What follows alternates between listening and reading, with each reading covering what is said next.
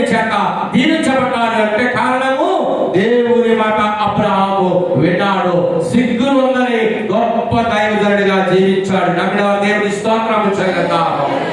గట్టిగా చెప్దామంటే హల్లెలూయా. నిర్గమకాండము 20వ అధ్యాయము అక్కడ 12వ వచనములో మనం చూద్దాం. అంటే that's mean you don't want to leave your parents. నువ్వు తల్లిదండ్రులను విడిచిపెట్టామని కాదు, తల్లిదండ్రులను సన్మానించమంటున్నాడు. నిర్గమకాండము 20:12.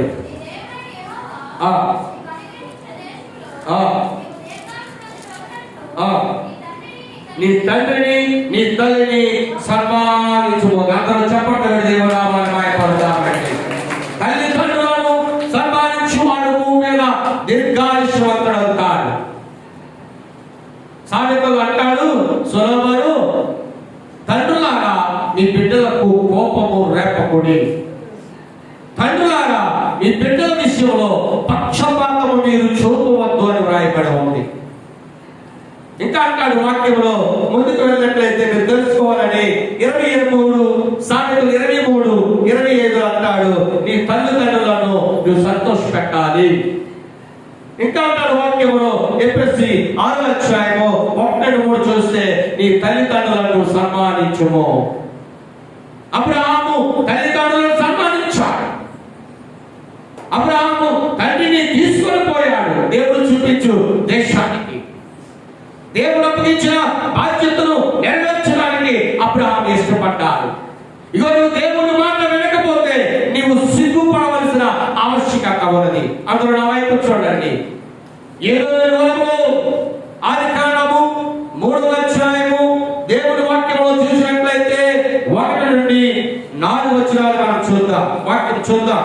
మీరు వాక్యాన్ని బాగుగా నేర్చుకోవాలి, తెలుసుకోవాలని ఈ మాటలు మీకు నేను తెలియజేస్తూ ఉన్నాను. ఆదికాండము 3వ అధ్యాయము 2 నుంచి చదవమ్మా.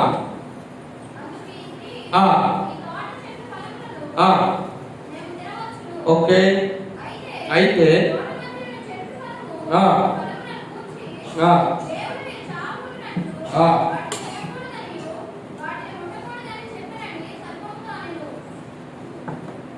ఇంకా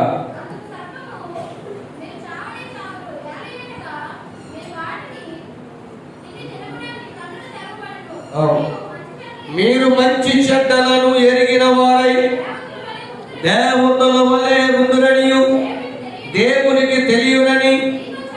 చాలు. దేవుని స్తోత్రము కలుగును గాక. అందరూ నా మాటలు నా వైపు చూడండి. దేవుడు ఆదాము వలన దేవుడు సృజించాడు. వారికి దేవుడు సర్వహక్కులు ఇచ్చి ఏదోను వనములో వారిని పెట్టి ఇగో ఈ తోటలో ఉన్నటువంటి ఫలాలన్నీ కూడా మీరు భుజించవచ్చు. అయితే ఈ తోట మధ్యన ఉంది కదా, మంచి చెడ్డలను తెలియనిచ్చు చెట్టు ఫలములు మీరు తినదినముగా నిశ్చయముగా చచ్చెదరు అని దేవుడు రాశాడు. ఆ మాట వారికి చెప్పాడు యేసయ్య. చనిపోతారంటే ఆధ్యాత్మికంగా చనిపోతారు. ఆజ్ఞ అతిక్రమమే పాపం. పాపం వల్ల వచ్చే జీవితము మరణం. అన్ని పండ్లు తినండి, కానీ ఆ తోట మధ్యలో ఉన్న పండు తిన్నావో సిగ్గుపాలైపోతావా అన్నాడు దేవుడు. అవ్వకు చెప్పాడు, నువ్వు తిన్నా సరే నువ్వు సిగ్గుపాలైపోతా. నా మాట వినండి, మీరు భూమి మీద ఉన్నతముగా జీవిస్తారు. Just you should listen my words అని దేవుడు నా మాటలు వినమని ఆదాము చెప్పాడు.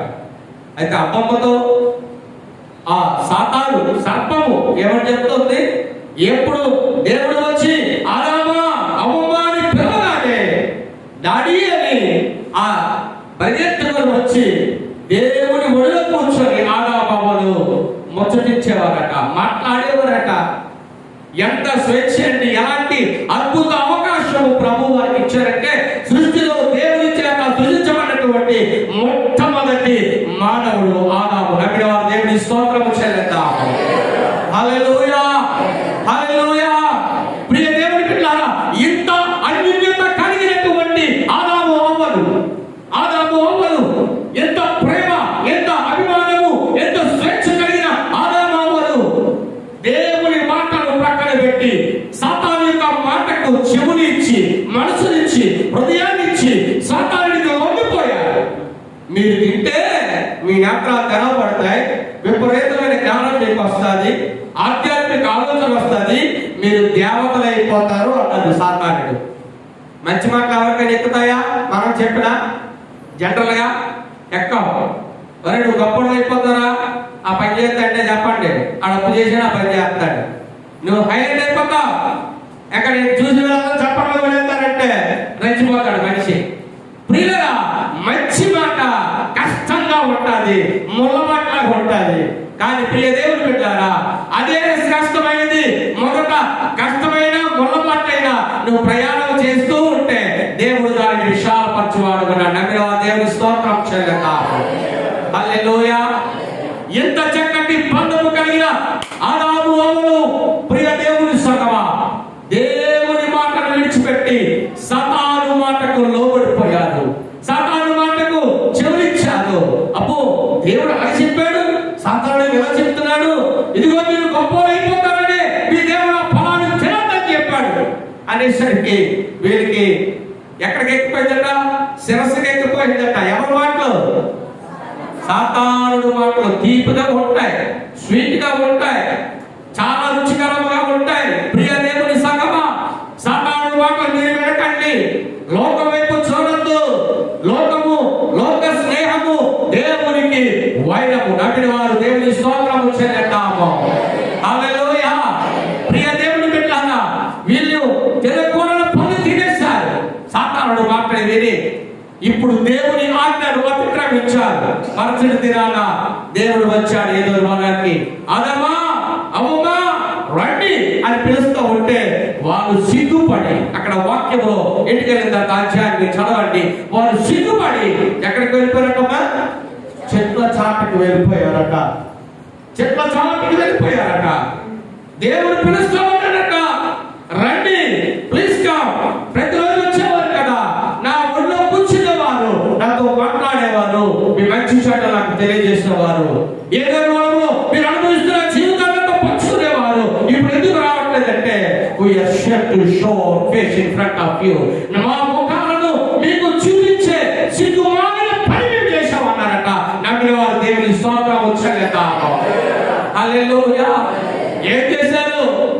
అయ్యా, సాతాను మాటను విని మీరు తినకూడదన్న పండ్లను మేము తిన్నాము కనుకనే మా ముఖాలను నీకు చూపించుకోలేకపోతున్నా, మమ్మల్ని మన్నించు. మేము దిగంబరులుగా ఉన్నాం, వస్త్రహీనులుగా ఉన్నాం, ఆధ్యాత్మికంగా మేము చచ్చిపోయా, ఆజ్ఞను అతిక్రమించాలయ్యా, మమ్మల్ని మన్నించిన ఆయనని చెట్ల చాటున దిగంబరత్వముతో సిగ్గుపడిపోయి దేవునికి ముఖమును చూపించుకోలేక ఈరోజు క్రైస్తవ బిడ్డలారా, మీరు చాలా మంది దేవునికి చేయవలసిన క్రియలు చేయక దేవుడిచ్చిన సమయాన్ని వృధా చేస్తూ చుట్టాలని, బంధువులని, నామాలని, రక్త సంబంధులంటూ, పెళ్లిళ్ళంటూ, కర్మలంటూ, కార్యాలంటూ ప్రభు యొక్క వాక్యాన్ని ప్రక్కన పెట్టి, ప్రభు సన్నిధిని ప్రక్కన పెట్టి, దేవుడికి వలసిన సమయాన్ని ఇవ్వక, దేవుడికి వలసిన ధనాన్ని ఇవ్వక, దేవుడు చేసిన కార్యాలను చెప్పక మన జీవితాలలో సిగ్గుపడిపోతూ ప్రభు సన్నిధికి దూరం అయిపోతున్న అనుభవాలు మన జీవితాల్లో ఒక్కొక్కరుగా ఉన్నాయని నేను చెప్పగలను. ఎంతమంది మీరు అలాంటి పరిస్థితుల్లో నుండి వచ్చారు? ఆరామముల దుస్థితిలో నుండి ఎంతమంది బయటకు తీసుకురాబడ్డారు? సిగ్గుమాలిన పనులు చేస్తూ, సిగ్గుమాలిన వారముగా పట్టుకుతూ, ప్రభువుకి ఇష్టం లేని జీవితాలు జీవిస్తూ, ఆయన్ని గాయపరుస్తూ, పాపములు, శాపములు కొట్టబడి పాడైపోయిన మన జీవితాలు యేసు రక్తంలో పరిశుద్ధపరచబడి ఆయన సన్నిధిలో నిబంధన ప్రజలుగా ఆ దేవాది దేవుడు మనం నిలబెట్టి ఉంచితే మనమేం చేస్తున్నా? మరలా పాత జీవితానికి వెళ్ళిపోతున్నా, ఆ పాత ఆలోచనలు పరుగెడతా ఉన్నా, ఆ పాత రుచులు, ఆ పాత రంగులు, ఆ పాత నవీన స్వభావాన్ని ప్రక్కన పెట్టి ప్రాచీన స్వభావాన్ని, పురాతనము విడిచిపెట్టేసిన అవన్నీ కూడా మరలా మనం ఏం చేస్తున్నా? తెచ్చుకుంటున్నా బయటికి. ప్రియ దేవుని బిడ్డలారా, ప్రభు మనల్ని హెచ్చరిస్తూ ఉన్నాడు, నువ్వు దేవుని మాట వింటే ఎన్నడూ సిగ్గునందవు. నమ్మిన వారు ఆమెను చెప్తామండి. దేవుని మాటను వింటే సిగ్గునందే స్థానంలో నీవు ఉండవుగాక. అందరు గట్టిగా ఆమెనే చెప్తా. చప్పట్లు కూడా దేవుని నామాన్ని భయపడతాము.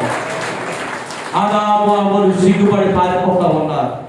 దేవుడి కోపం వచ్చేసింది, చాలా కోపం దేవుడికి కలిగింది. ఇదిగో నేను చేయకూడదన్న పని మీరు చేశారు కాబట్టి మీరు ఈ స్థానంలో ఉండవలసిన అవసరం మీకు లేదు. జస్ట్ గెట్ అవుట్ అన్నాడు. ఏదో వనములను త్రోసివేయబడ్డారు. ప్రియ దేవుని బిడ్డలారా, మనం ఎన్నిసార్లు త్రోసివేయబడ్డామో దేవుడిచ్చిన స్థానాన్ని మనం కాపాడుకోలేక, ప్రభు మనకి ఇచ్చినటువంటి స్థానాన్ని మనం నిలబెట్టుకోలేక, ఆ పొజిషన్ని కాపాడుకోలేక, ఆ స్థానాన్ని కాపాడుకోలేక, ఆ పద్ధతిని కాపాడుకోలేక, ఆ గౌరవాన్ని కాపాడుకోలేక దేవుని ఇచ్చాక తృణీకరించబడ్డ బిడ్డలలో, వ్యక్తులలో, విశ్వాసాలలో నేను ఒకరిగా ఒకప్పుడు ఉండి ఉండవచ్చు. కానీ మన ప్రభు మనల్ని ప్రేమిస్తూ ఉన్నాడు. నమ్మిన వారు దేవుని స్తోత్రం చేద్దాము. అబ్రహాము సిగ్గునందనాలని వ్యక్తిగా జీవింపజేసిన దేవుడే. ప్రియ దేవుని సంగమా, మిమ్మల్ని కూడా జీవింప చేయగలిగిన వాడిగా ఉండాలి. నమ్మిన వారు గట్టిగా దేవుని స్తోత్రం చెల్లిద్దాము.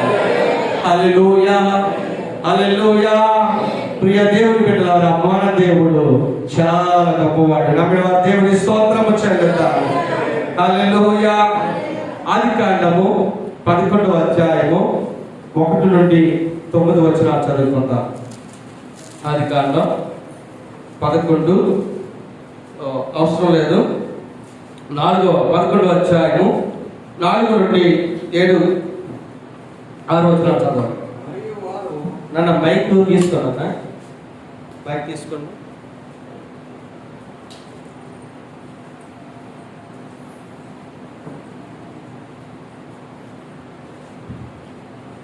Praise Lord. Hallelujah. Right. 11:4. మరియు వారు మనము భూమి అంతటా చెదిరిపోకుండా ఒక పట్టణమును ఆకాశమునట్టు శిఖరము గల ఒక గోపురమును కట్టుకొని పేరు సంపాదించుకుందాము మండని మాట్లాడుకొనగా యెహోవా నరుల కుమారులు కట్టిన పట్టణమును గోపురమును చూడ దిగి వచ్చిన చాలు. దేవుని స్తోత్రము కలుగును గాక. గట్టిగా 2 చేతులు కలిగిన వారు, 2 చేతులు కలిగిన మనమందరం గట్టిగా దేవుని స్తోత్రం చేద్దాం. గట్టిగా చెప్పండి. హల్లెలూయా, హల్లెలూయా. నా వైపు చూడండి. బబులోను సామ్రాజ్యంలో బబులోను ఉన్న ప్రజలందరూ కూడా దేవుడు ఎవడయ్యా, మాటనే గొప్పవాడా దేవుడు, ఆకాశం అయిందట, భూమి అయిందట, మనమందరం కూడా ఆయన చేతి పనివారు అట. దేవుడు ఎవరు, అసలు మేమెవరో దేవుడు చూపిస్తామని గర్వించి ఆకాశాన్నంటే ఒక ఎత్తైన శిఖరాన్ని కట్టాలని ఆశపడ్డారట. దేనికి ఆశపడ్డారమ్మా? ఆకాశాన్నంటే ఎత్తైన శిఖరాన్ని. ఎంతవరకు ఎవరైనా కట్టగలిగాడా? భూమి మీద కట్టగలిగాడండి?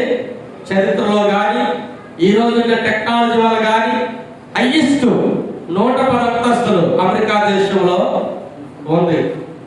వాటినే కదా బిన్ లాడెన్ తీవ్రవాది, ఉగ్రవాది ఆ ట్విన్ టవర్స్ ని రెండాటిని కూడా విమానాన్ని పంపించి బాంబులతో దాన్ని ధ్వంసం చేశాడు. ప్రియ దేవుని బిడ్డలారా, వీళ్ళు ఏమనుకున్నారంటే లోకంలో, ప్రపంచంలో ఎవ్వరూ చేయని వ్యక్త కార్యం, గొప్ప కార్యం మేము చేయాలి. దేవుడే గొప్పడు కాదు, దేవుడి కన్నా మేము గొప్పవాళ్ళమని నిరూపించుకుందామని గర్వముతో, గమనించండి, గర్వముతో బబులోను రాజ్యంలో ఉన్న ప్రజలందరూ కూడా కలిసి గోపురం కట్టడానికి ఇష్టపడ్డారు. అందుకే దేవుడు అంటాడు, మనుషులు అనలేదు. వాక్యం చదివినప్పుడు మనము నిదానించి చదివితే మనకు అక్కడ అర్థమవుతారు. నరుల కుమారుడు అని వ్రాయబడింది. అంటే నరుడు లేదు, మానవుడు వేరు. దేవుడు ఆదాముని మానవుడిగా సృజించాడు, నరుడిగా కాదు. దానికి వేరే రిఫరెన్స్లు ఉన్నాయి, దానికి వేరే వాక్యాలు ఉన్నాయి. టైం వస్తే ఇంకోసారి మనం మాట్లాడుకుందాం. ఇప్పుడు ఆ సబ్జెక్ట్ మనకు అవసరం లేదు. నేను చెప్తున్న సబ్జెక్ట్, నువ్వు దేవుని మాట వింటే సిగ్గురవ్వవు. నమ్మిన దేవుని స్తోత్రం చేద్దాం. హల్లెలూయా, హల్లెలూయా. ప్రియ దేవుని బిడ్డలారా, ఇక్కడ బబులోను రాజ్యానికి మించి ఆకాశం కట్టే గొప్ప ఎత్తైన శిఖరాన్ని కట్టాలని ఆశపడ్డారు. ఆశపడినప్పుడు దేవుని సంగమం జాగ్రత్తగా వినండి, వీళ్ళంతా కూడా మట్టిని పిసికి ఇటుకలను తయారు చేస్తా ఉన్నారు. తీసుకొస్తా ఉన్నారు. కొన్ని వేల మంది ప్రజలు ఏం చేస్తున్నారండి? లేబర్ అంటే బానిస పని అక్కడ చేస్తా ఉన్నారు. శిఖరం కన్నా దేవుడి కంటే నీవు గొప్పవాళ్ళని అనిపించుకోవాలా అనుకున్నారండి. గట్టిగా దేవుడి స్తోత్రం చేయలేదా? హల్లెలూయా. ఒకటే భాష ఉండాలి, ఒకటే దేశము, ఒకే ఇల్లు, ఒకే ఆహారము, ఒకే ప్రాంతము, ఒకే నీరు, ఒకటే. ఇప్పుడు భారతదేశంలో రానున్న దినాల్లో మరలా కానీ మోడీ ప్రభుత్వం వస్తే క్రైస్తవ్యాన్ని లేకుండా నిర్మూలన చేయడానికి చూస్తూ ఉన్నాడు. భారతదేశం అంటే కేవలము హిందూ దేశము. ఇక్కడ హిందువు తప్ప క్రైస్తవుడు ఉండకూడదని చాలా ప్రయత్నాలు చేస్తూ ఉన్నాడు. కానీ వేడికి భారతదేశానికి ఆర్థికంగా సహకరిస్తున్నటువంటి ప్రపంచ దేశాలు లేకపోతే అనేక దేశాల యొక్క బ్యాంకులు వాళ్ళు ఏం చెప్తున్నారంటే, నువ్వు భారతదేశంలో క్రైస్తవుల జోలికి వెళ్ళి మత బిల్లును ప్రవేశపెడితే నీ ప్రభుత్వం ఉండదు, నువ్వు కూడా ముక్కలైపోతావని మోడీకి వార్నింగ్ ఇస్తా ఉన్నాడు. నమ్మిన వారు దేవుని స్తోత్రం చేస్తాము. హల్లెలూయా. నేను వెళ్ళాను చెన్నై. ఆ చెన్నై పట్టణంలో నేను వెళ్ళినప్పుడు నేను వెళ్ళిన ప్రదేశము అది చాలా పరిశుద్ధమైన పవర్ఫుల్ శక్తి కలిగిన ప్రదేశము. ప్రతి ఆదివారం 15 నుండి 20 వేల మంది అక్కడ ప్రార్థన చేసుకుంటూ ఉంటారట. 15 నుండి 20 వేల మంది. ఆ స్థలాన్ని 1500 ఎకరం కలిగినటువంటి ఆ స్థలాన్ని జయలలిత సీఎం గా ఉన్నప్పుడు దాన్ని కబ్జా చేయాలి, ఈ పాస్టర్ గారిని వెళ్ళగొట్టేద్దామని చెప్పి ఇక్కడ మందిరం లేకుండా చేసేద్దామని చెప్పి వారి మీద మత బిల్లు ప్రవేశపెట్టింది. మత బిల్లు అంటే తెలుసా? Anti corruption of Christianity. క్రైస్తవులకు వ్యతిరేకముగా క్రైస్తవ్యము ఈ లోకంలో ఈ రాష్ట్రంలో జరగకూడదు, బాప్తిసాలు ఇవ్వకూడదని యాంటీ కరప్షన్ బిల్లును తీసుకొచ్చింది. రెండోది ఏం చేసిందంటే ఆమె ఆర్ఎస్ఎస్ వాళ్ళని పంపించిందట. 100 మందిని ఆ చర్చ్ లేకుండా అక్కడ సంఘం లేకుండా వాళ్ళందరినీ చంపేద్దామని ఆర్ఎస్ఎస్ ముందు రోజు వచ్చి వాటిని ఇచ్చారట. ఆ పాస్టర్ గారికి అక్కడ 48 మంది సేవకులు ఉంటారు. ఈ సేవకులు చెప్పారట, తెల్లవారుసరికి మేము వస్తాం, మీరు అబ్బో ఇక్కడ ఉండకూడదు. గన్స్ పట్టుకొని, కత్తులు పట్టుకొని, గొడ్డలు పట్టుకొని వచ్చారట. 200 కోట్ల ఒప్పందం ఇచ్చిందట చంపడానికి. ప్రియ దేవుడు బిడ్డలారా, ఆ సాక్ష్యం వింటే నాకు భయమేసింది. వీళ్ళు వచ్చి వార్నింగ్ ఇచ్చారు, మరుసటి రోజు వెళ్ళిపోవాలన్నారట. సేవకుడు సంఘానికి కబురు పెట్టి మోకరించి రండి ప్రార్థన చేద్దాం, ఇది దేవుని పరిచర్య, ఇది దేవుని సేవ, ఏ పొడి కూడా దీన్ని ఆపలేదు, దేవుడే శక్తివంతుడని ఆ రాత్రంతా ఉపవాసం ఉండి కన్నీరు కార్చి యోనా ప్రజల వలె, నీవే ప్రజల వలె ప్రియ దేవుని సంఘమా ప్రార్థన చేయడం ప్రారంభించారట. ప్రార్థన చేస్తామన్నారట. తెల్లవారుజాముని వీళ్ళ ఆఫీస్ కి 4:30కి ఫోన్ వచ్చిందట. ఫోన్ ఎత్తగానే ఆ ఫోన్ వస్తున్నమాట, అయ్యా మిమ్మల్ని ఎవరైతే చంపాలని చూశారు, ఏ ఆర్ఎస్ఎస్ వారైతే మీ క్రైస్తవ్యం లేకుండా నిర్మూలన చేయాలని ఆశపడ్డారు, ఆ 100 మంది ఆర్ఎస్ఎస్ వాళ్ళు యాక్సిడెంట్ కి గురై వాళ్ళు వస్తున్నటువంటి బస్సు యాక్సిడెంట్ కి గురై వాళ్ళలో 22 మంది చనిపోగా లోయలో పడిపోయి మిగతా వాళ్ళకి కాళ్ళు చేతులు విరిగిపోయేవాడట. నమ్మిన దేవుని స్తోత్రం చేద్దామంటే ప్రియరా, ఆడిపోయారంటే సీఎం కదా జయలలిత. జయలలిత ఏమైందో తెలుసా? హాస్పిటల్ పాలైపోయింది. అక్కడి నుండి కట్ చేస్తే నరకానికి వెళ్ళిపోయింది. ఆవిడ హాస్పిటల్ ఉంటుండగానే వెళ్ళిపోయింది.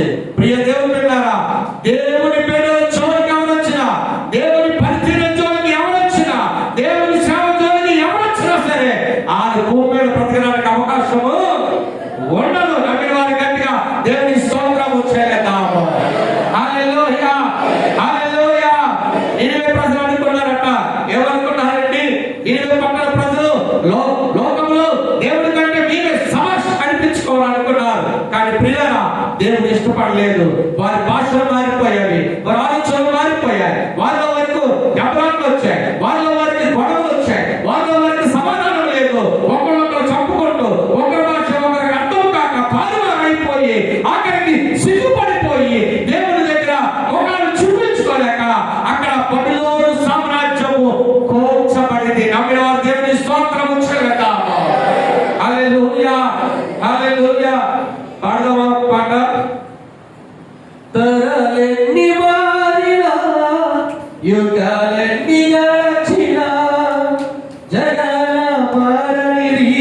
యేసు ప్రేమ తరాలెన్ని మారినా యుగాలెన్ని గడచినా జగన మారనిది యేసు ప్రేమ.